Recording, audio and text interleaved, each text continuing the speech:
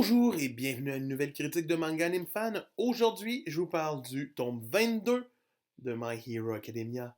Un tome d'entraînement ou un tome de combat? Un peu des deux en fait. À la fin du tome 21, on retrouvait le début de la nouvelle phase d'entraînement. Euh, les, la team A contre la team B. La classe A contre la classe B, en fait, pour être clair. On avait le premier match qui avait été gagné par nos héros de la classe A. Et là, on se ramassait avec le match numéro 2 qui était à peine commencé et qui voyait déjà Momo en danger. Donc, on reprend dans ce tome le match 2, le match 3, le match 4. Il reste juste le match 5 qui fait juste débuter. Quand même, on a 12 chapitres. Beaucoup de choses se passent. La classe B, c'est vraiment intéressant de les voir évoluer au cours du volume, parce que c'est des personnages qu'on n'a pas vraiment vus souvent, qu'on connaît pas trop leur pouvoir, à part Tetsu, il y a vraiment le nom le plus drôle de la série. Euh, c'est vraiment bien, parce qu'on voit que la classe B a pensé à des stratégies pour déjouer nos jeunes de la classe A, mais en même temps que la classe A est capable de déjouer la classe B quand même.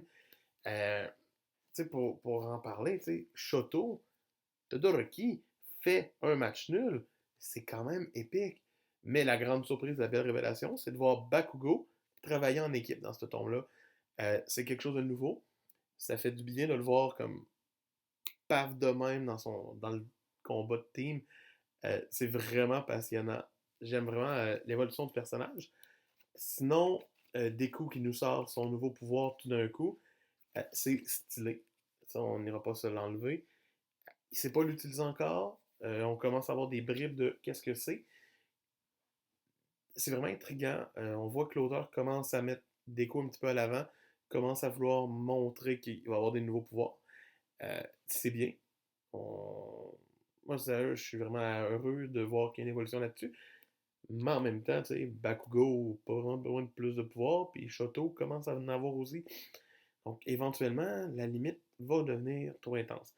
Mais pour l'instant, il tombe quand même long, quand même rempli d'informations, rempli de combats, rempli de petites affaires. Euh, un peu long quand même. Donc, c'est pour ça que je lui donne la note de 16 sur 20.